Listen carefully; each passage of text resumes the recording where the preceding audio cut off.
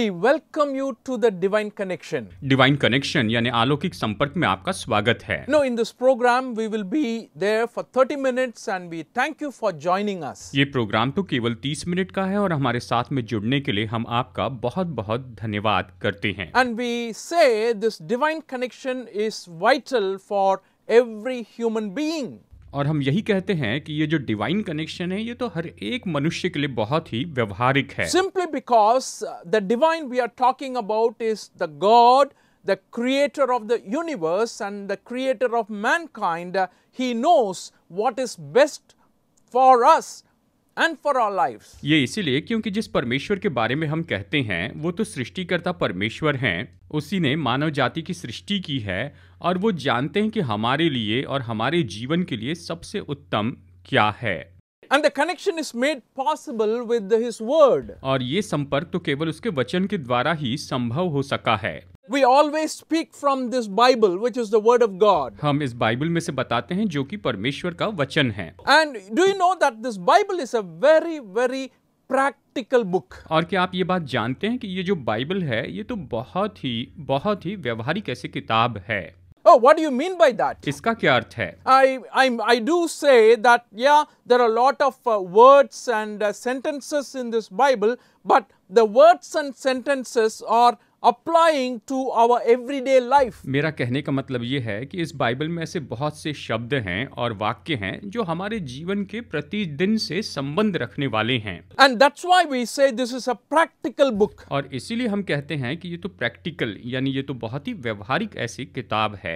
Though I refer to the entire Bible as a practical book, and in particular, I can say the book of James is even more very, very definitely practical. और जबकि मैं पूरी Bible को बहुत ही व्यवहारिक कहता हूँ, मैं ये भी कहूँगा कि इसमें याकूब की जो पत्री है ये बहुत ही व्यवहारिक है। And I thank you for viewing our programs. I get a lot of feedback, very positive feedback from you all, which is a great encouragement to us. मैं धन्यवाद देता हूँ कि आप हमारे प्रोग्राम देखते हैं। मुझे बहुत से सकारात्मक फीडबैक्स मिले हैं और ये हमारे लिए बड़े प्रोत्साहन का कारण है। God bless you abundantly. परमेश्वर आपको इसके लिए बहुतायत से आशीष दे। And as you were watching this program, if you remember, just before Christmas, we started our study on the book of James. और आपको याद होगा कि इस प्रोग्राम में क्रिसमस के पहले हमने याकूब की पत्री का अध्ययन शुरू किया। And because of Christmas and this new year and because of these seasons, we have changed our topics and we spoke about the birth of Christ and also the new year. Christmas और नए साल के अवसर पर हमने अपना विषय बदल दिया और हमने यीशु मसीह के जीवन और नए साल के बारे में देखा। And today onwards, I would like to kind of go back to where we left off in the book of James and begin our study. और आज से आगे जहां पर हम याकूब की पत्री में रुके थे वहां से आगे का अध्ययन शुरू करते हैं। And in the book of James, as I told you, the very first chapter, today we want to look at from verses 19 to 21. आज हम याकूब की पत्री अध्याय 1 वचन 19 से वचन 21 का अध्ययन करने वाले हैं। Let me read it for you and pay a very close attention to the reading. मैं अभी से आपके लिए पढ़ता हूं और मैं जो पढ़ रहा हूं उसकी ओर आप जरा ध्यान से सुनिए। My dear brothers and sisters, take note of this. Everyone should be quick to listen, slow to speak, slow to become angry, because human anger does not produce the righteousness that God desires. Therefore, get rid of all moral filth and the evil that is so prevalent, and humbly accept the word planted in you, which can save you. याकूब 1:19 से 21 तक है। मेरे प्रिय भाइयों, ये बात तुम जानते हो, इसलिए हर एक मनुष्य सुनने के लिए तत्पर और बोलने में धीर और क्रोध में धीमा हो, क्योंकि मनुष्य का क्रोध परमेश्वर के धर्म का निर्वाह नहीं कर सकता है।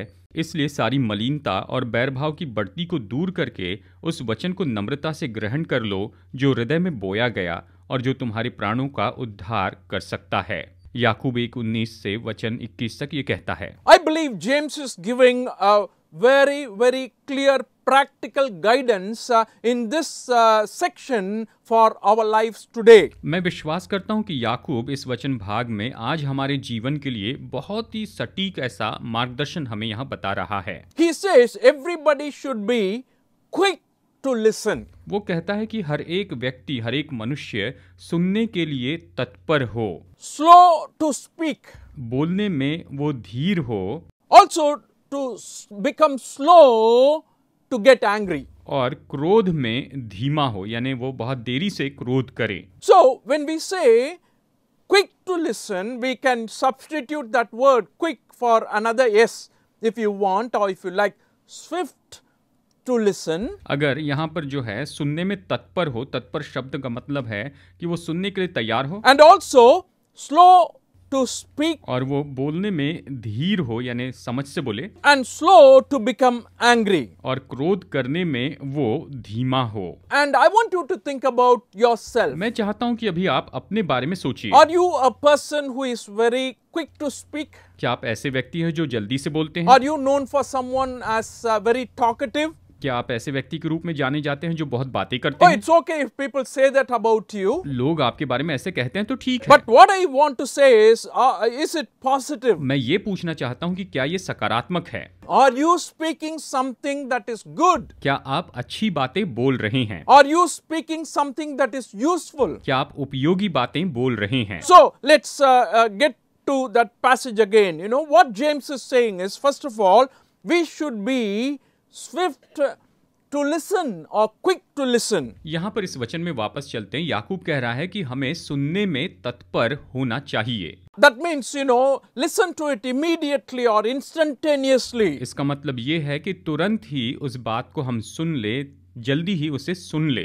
Why should we listen carefully, quickly? क्यों हमें ध्यान से सुनना है? क्यों हमें तत्परता से सुनना है? Only then we will be able to respond accordingly. केवल तभी हम उसके अनुसार उसे जवाब दे पाएंगे। The Greek teachers always insisted that we listen quickly. देखिए, ग्रीक जो शिक्षक हैं वो इस बात पर जोर देते हैं कि हम उनकी बातों को जल्दी से सुने। A lot of people are more inclined to speaking rather than listening. बहुत से लोग जो हैं वो तो सुनने के बजाय बोलने की ओर ज्यादा ध्यान देते हैं। But what James is saying is, as you are a child of God, you be a person who listens well to people. यहाँ पर याकूब ये कह रहा है कि आप परमेश्वर की संतान हैं और आप लोगों की बातें ध्यान से सुनिए। When you listen well, you will be able to serve others very well. जब आप अच्छे से सुनेंगे तभी आप अच्छे से दूसरों की सेवा कर पाएंगे। Because when we listen, we are able to understand. क्योंकि जब हम सुनते हैं तो उस बात को समझ पाते हैं।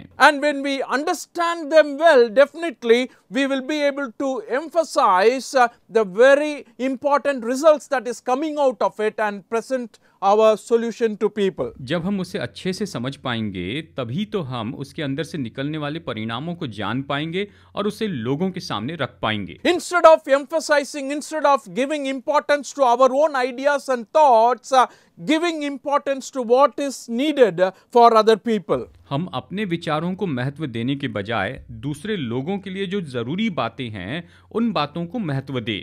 So when we listen to people well, जब हम लोगों को ध्यान से सुनते हैं, or if you listen quickly, या आप जल्दी से तत्परता से सुनते हैं, we are able to connect with people at a very deeper and meaningful ways, deeper level and meaningful ways. तो हम लोगों के साथ में बहुत ही गहरे रूप में और अर्थपूर्ण रीति से जुड़ पाएंगे। So it enhances our intimacy with the person. और ये तो उस व्यक्ति के साथ में हमारी नजदीकी को और ज्यादा बलवान करता है। And the problem we face is a lot of times as God's people, we do not want to listen, we always want to speak.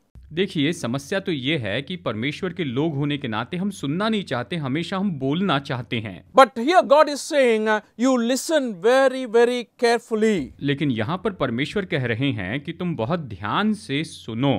My dear friends, even with God, मेरे प्रिय दोस्तों, यहाँ तक कि परमेश्वर के साथ you need to listen to Him very quietly and quickly. आपको बड़ी शांति से और बड़ी तत्परता से उसे सुनना चाहिए। You should be able to hear His voice that He is speaking through His word. वो अपने वचन के द्वारा जो बातें करते हैं आपको उसे सुनना चाहिए। Instead of putting in our own ideas and our own wishes first, we should be able to wait upon God to speak to us. अपनी खुद की इच्छाएं और विचारों को पहले रखने के बजाय हमें राह देखनी चाहिए कि परमेश्वर हमसे बातें करें। Are you good enough to understand or well enough to understand that it is God who is speaking to us? क्या आप इस बात के बारे में अच्छे से समझ सकते हैं कि हाँ, ये परमेश्वर मुझसे कह रहे हैं? My dear friends, maybe right now God is speaking to you. मेरे दोस्तों, शायद प्रभु अभी आपसे बात कर रहे हो। Are you able to understand Him? क्या आप उसे समझ पा रहे हैं? Sometimes we may not realize that He is speaking to us. कई बार हम इस बात को नहीं समझ पाते हैं कि वो हमसे बातें कर रहे हैं। You know, I remember a very, very important event that took place in the Old Testament period. पुराने नियम के समय हुई एक महत्वपूर्ण घटना मुझे याद है। I am reminded of a small child, Samuel, who was living in the temple along with the high priest Eli at the time. उस समय शमूएल नाम का एक छोटा बच्चा एली याजक के साथ वहां पर भवन में रहा करता था। And Israel was going through a very tough time. और इस्राएल उस समय बहुत ही मुश्किल समय से जा रहा था। And the Israelites were not obedient to God. और इस्राएली लोग परमेश्वर की आज्ञा नहीं मान रहे थे। The priest, his children were not following God's commandments. याजक के जो बच्चे थे वो परमेश्वर की आज्ञाओं को नहीं मानते थे। Things were at a very sad state of condition. और सारी बातें जो है बहुत ही बुरी दशा में थी। And Samuel was there in the temple. और शमूएल उस समय वहां भवन में था। And God came to Samuel and called him, Samuel, Samuel. और परमेश्वर शमूएल के पास में आए और उसे पुकारा, शमूएल, शमूएल। Samuel heard him, शमूएल ने उसकी आवाज सुनी, but he thought that it was Eli who was calling him. लेकिन उसने सोचा कि एली उसे बुला रहा है। He went to Eli and asked, did you call me? वो एली के पास जाकर पूछता है कि आपने मुझे बुलाया? He said, no, I did not call you. You go and sleep. उसने कहा, नहीं, मैंने तुम्हें नहीं बुलाया, तुम जाकर सो जाओ। And the second time God called Samuel, Samuel, Samuel. फिर दूसरी बार परमेश्वर ने शमूएल को बुलाया, शमूएल, शमूएल। He went to Eli the second time. वो दूसरी बार एली के पास में गया। Again Eli said, no, I did not call you. You go and lie down. फिर एली ने कहा, नहीं, मैंने तुम्हें नहीं बुलाया, तुम जाकर सो जाओ। And when he heard it the third time, और जब शमूएल ने तीसरी बार ये आवाज सुनी, when he went to Eli, वो एली के पास में गया, Eli said, तो एली ने कहा, the next time you hear this, you tell, Oh Lord, tell me, I am listening. अगली बार जब तुम ये आवाज सुनोगे तो कहना कि हे प्रभु, आप बताइए, मैं आपकी सुन रहा हूँ। He realized that it was God who was calling him. उसने जान लिया कि परमेश्वर उसे बुला रहे हैं। Samuel heard it, शमूएल ने उसे सुना, but he was not able to understand fully it was God who is calling him. वो इस बात को पूरी तरह नहीं समझ पाया कि परमेश्वर उसे बुला रहे हैं। Of course, the book very clearly says during the third time, God called Samuel after the third time and he spoke very clearly about what is going to happen in Israel. किताब में हमें बताया गया है कि तीसरी बार के बाद में परमेश्वर ने शमूएल को बुलाया और उसने बताया कि इस्राएल में क्या होगा, इसके बारे में स्पष्ट बता दिया। My dear friends, sometimes you and I may go through situations like this. मेरे प्यारे दोस्तों, कई बार आप और मैं भी ऐसी ही परिस्थिति में से होकर जाते होंगे। We should be able to listen carefully to what God is saying. हमें इस बात को ध्यान से सुनना है कि परमेश्वर क्या कह रहे हैं। We should be able to listen carefully to what others are saying. दूसरे लोग क्या कह रहे हैं, इसे भी हमें गौर से सुनना चाहिए। I don't want to make it too spiritual and say, listen to only what God is saying. Bible is encouraging us. If you have to serve others, if you have to minister to others, you need to listen and you need to be swift in listening to other people. मैं ये नहीं कह रहा कि आप बहुत ज्यादा आत्मिक हो जाए और केवल परमेश्वर की बातें सुने। बाइबल हमें स्पष्ट बताती है कि हमें सुनना चाहिए और आपको दूसरों की सुनने में तत्पर होना चाहिए। Of course, God is calling us to listen to Him also. अवश्य ही इसी के साथ परमेश्वर हमें इसलिए बुला रहे हैं कि हम उसकी भी सुनते चले जाएं। In the book of Revelation, something is very often repeated. प्रकाशित वाक्य की किताब में एक बात बार बार दोहराई गई है, He who has ears, let him hear. जिसके कान हो वो सुन ले। Sometimes you may have ears, but you may not be listening. कई बार शायद आपके कान हो लेकिन आप सुन नहीं रहे हो। And please hear the truth. कृपया करके आप सत्य को सुनिए। Quick to hear the truth. आप सत्य को सुनने में तत्पर हो जाएं। And that is what God expects from us. परमेश्वर हमसे यही अपेक्षा करते हैं। That's why I tell you, James is very, very practical. और इसलिए मैं कहता हूँ याकूब बहुत ही व्यवहारिक पत्री है। And the first thing he says is, be swift to listen or quick to listen. देखिए, पहली बात वो ये कहता है कि तुम सुनने में तत्पर हो, तुम अच्छे से सुन लो। And as he continues, I'm sure we read it earlier also, the second thing he says is, be slow to speak. और जैसे कि हमने देखा है, यहाँ पर दूसरी बात वो कहता है कि तुम बोलने में धीर हो। What do he mean by that? What does he mean by that? इससे उसका क्या अर्थ है? वो यहाँ पर क्या कहना चाहता है? He's basically saying, consider others before you say anything. वो सामान्य रूप में ये कह रहा है कि इसके पहले कि आप कुछ कहें, हमेशा दूसरों के बारे में जरूर सोच ले। Slow to speak. यानी बोलने में धीमा होना है, धीर रखना है। Consider what you are going to say and then say it. जो भी कहने जा रहे हैं उसके बारे में सोचे और फिर उसके बाद में उसे कहे। He says, speak with a lot of patience. वो कहता है कि बड़े धीरज के साथ में बोलते जाएं। Why should we do that? हम ऐसा क्यों करें? You know, there are a lot of verses that clearly points to the importance of being very careful with what we speak and the way we speak. देखिए, बहुत से ऐसे वचन हैं जो बताते हैं कि हमें किस तरह से बोलना चाहिए और कैसे बोलना चाहिए। And I want to begin with Proverbs chapter 13 verse 3. मैं नीति वचन अध्याय 13 वचन 3 से इसके बारे में शुरू करना चाहता हूँ। It says, those who guard their lips preserve their lives, but those who speak rashly will come to ruin. ये कहता है, जो अपने मुंह की चौकसी करता है वो अपने प्राण की रक्षा करता है, परंतु जो गाल बजाता है उसका विनाश हो जाता है। And if you speak rashly, that is, if you speak fast, if you speak without considering, or if you speak whatever you want, definitely you will end up in ruin. अगर आप बहुत ही तेजी से बोले, बिना सोचे समझे आप अगर बोलते चले जाए, तो निश्चय ही आप आखिर में विनाश में पड़ जाएंगे। That's why Bible is saying be slow to speak. और इसलिए बाइबल कहती है कि बोलने में आपको बहुत ही धीमा होना है। I don't know if you believe it or not if I say this. अगर मैं ये कहूँ, पता नहीं आप विश्वास करेंगे या नहीं। What you speak is connected to the longer life you live in this world. आप जो भी बोलते हैं इसका संबंध तो आपके इस संसार में दीर्घायु जीवन जीने से है। Oh, Bible says that. Bible ये कहती है। In the book of 1 Peter chapter 3 verse 10 we read like this. पहला पत्रस अध्याय 3 वचन 10 में हम इस तरह से पढ़ते हैं, For whoever would love life and see good days must keep their tongue from evil and their lips from deceitful speech. जो कोई जीवन की इच्छा रखता है और अच्छे दिन देखना चाहता है, वो अपनी जीभ को बुराई से और अपने होठों को छल की बातें करने से रोके रहें।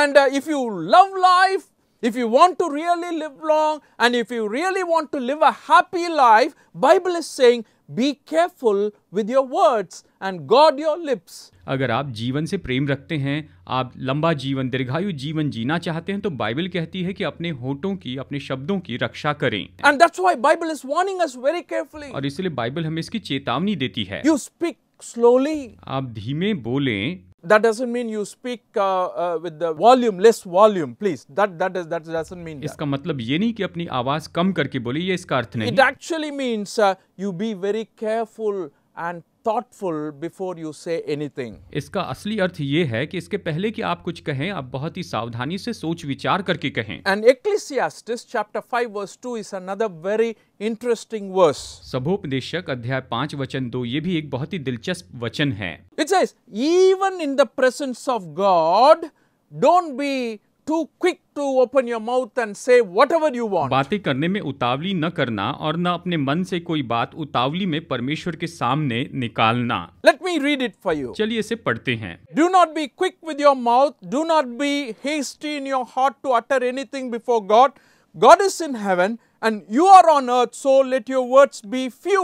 बातें करने में उतावली न करना और न अपने मन से कोई बात उतावली में परमेश्वर के सामने निकालना, क्योंकि परमेश्वर स्वर्ग में है और तू पृथ्वी पर है, इसलिए तेरे वचन थोड़े ही हो। इस तरह से ये कहता है। So what I'm trying to say is, if you believe in God and if you really want to follow His word, this is very, very important advice James is giving to us today. मैं ये कह रहा हूँ कि अगर आप परमेश्वर पर विश्वास करते हैं तो ये याकूब की ओर से बड़ी सलाह है। Very often, in problems, in difficulties, we feel that we should be the one to defend ourselves first. कई बार समस्याओं में हम ये सोचते हैं कि हमें ही हमारा खुद का बचाव कर लेना चाहिए। And the way we can protect ourselves is to speak first. और हम सबसे पहले बोलकर अपनी रक्षा कर सकते हैं।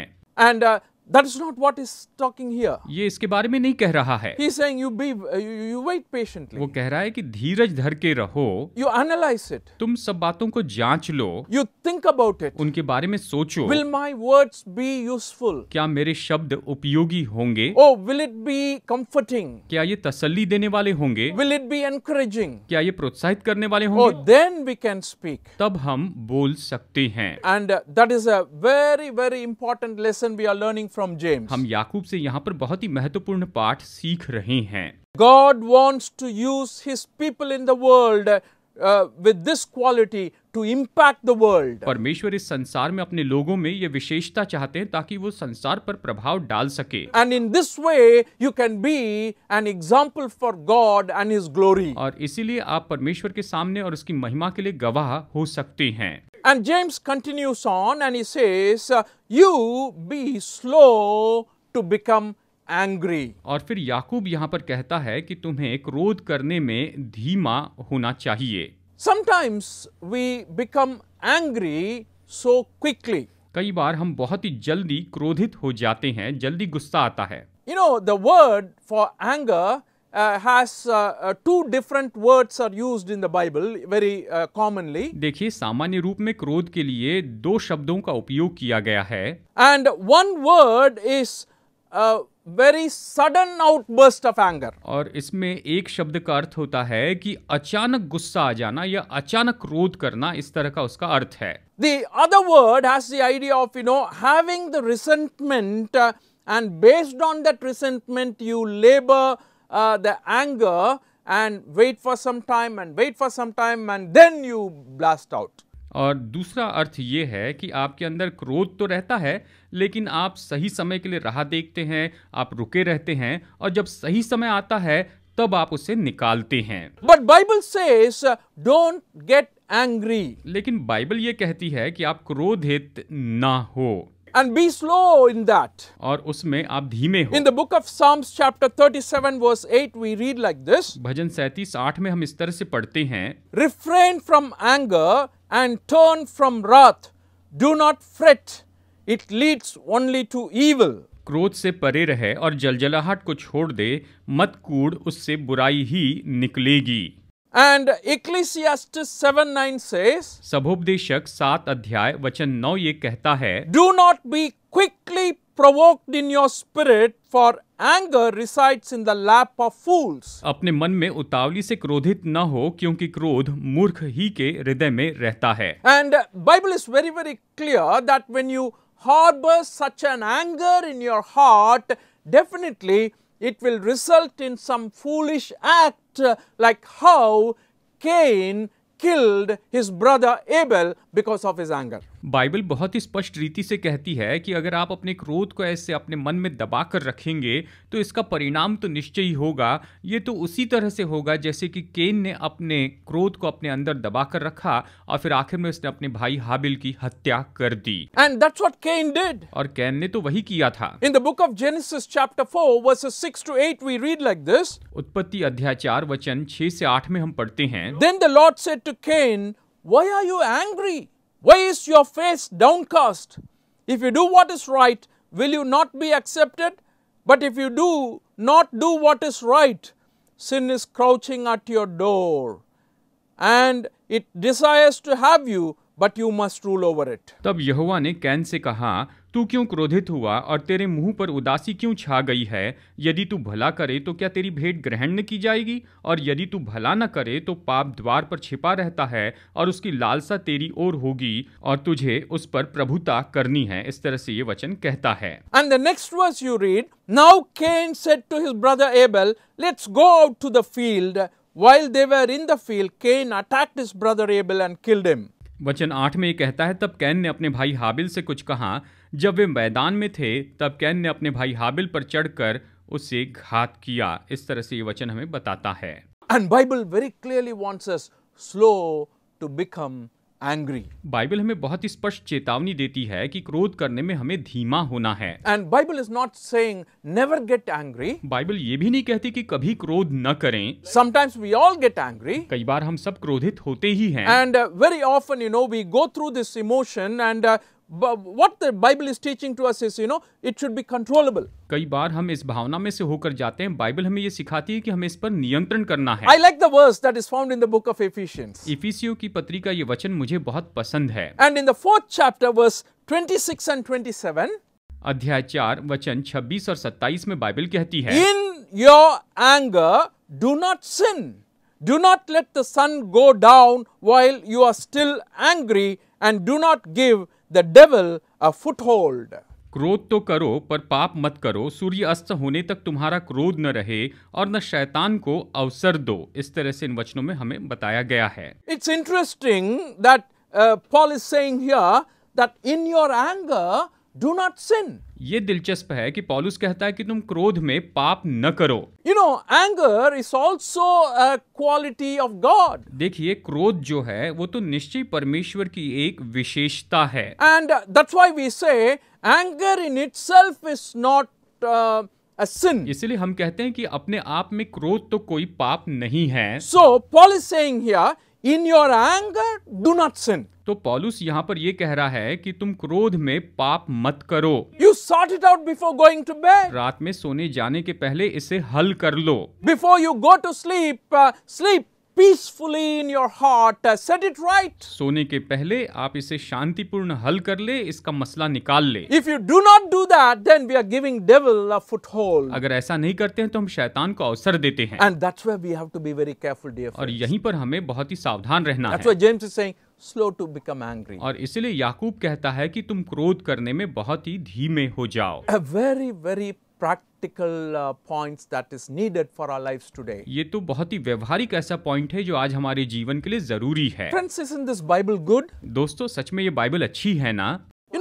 Whatever this teaches us, if a man follows, he will have a very happy and peaceful life. यह हमें जो भी सिखाती है, अगर मनुष्य उसका पालन करेगा तो वो खुश और शांति का जीवन जिएगा। That's why God gave this to us. और इसीलिए परमेश्वर ने यह हमें दी है। I want you to read it. मैं चाहता हूँ आप इसे Whatever पढ़िए। religion you may belong to, चाहे आप कोई भी आस्था से क्यों न हो, it doesn't matter. कोई फर्क नहीं पड़ता। I want to tell you, read it and you will know for sure how this can change your life for better. आप इसे पढ़िए और मैं आपको शाश्वती दूं कि यह आपके जीवन को बेहतर होने के लिए बदल देगा। What have we said today from this book? आज इस पत्री से हमने क्या देखा है? Oh, be slow to or be quick to listen यानी हमें सुनने के लिए तत्पर होना चाहिए and slow to speak और बोलने में हमें धीर होना है, धीमा होना and है slow to become angry. और क्रोध करने में हमें धीमा होना है। All needed for my life, brothers and sisters. मेरे भाइयों और बहनों, मेरे जीवन में भी मुझे इसकी जरूरत है। It may be needed for you also. शायद आपके लिए भी इसकी जरूरत हो। And that's why God is speaking to you. और इसलिए परमेश्वर आपसे बात कर रहे हैं। If He has spoken to you, give your life over to Him. अगर उसने आपसे बात की है तो अपना जीवन उसे दीजिए। Oh Lord, I've been so angry with this person so long. प्रभु, इतने समय से मैं इस व्यक्ति पर बहुत ही क्रोधित था। I want to settle it. मैं इसे ठीक करना चाहता हूँ। I want to solve it. मैं इसे हल कर देना चाहता हूँ। Help me. मेरी मदद कीजिए। And this God can help you. और ये परमेश्वर आपकी मदद कर सकते हैं। You pray and ask God for help. आप प्रार्थना करके प्रभु से मदद मांगिए। And He is there to help you. और वो आपकी मदद के लिए हैं। God bless you all today. आज परमेश्वर आप सभी लोगों को आशीष दे।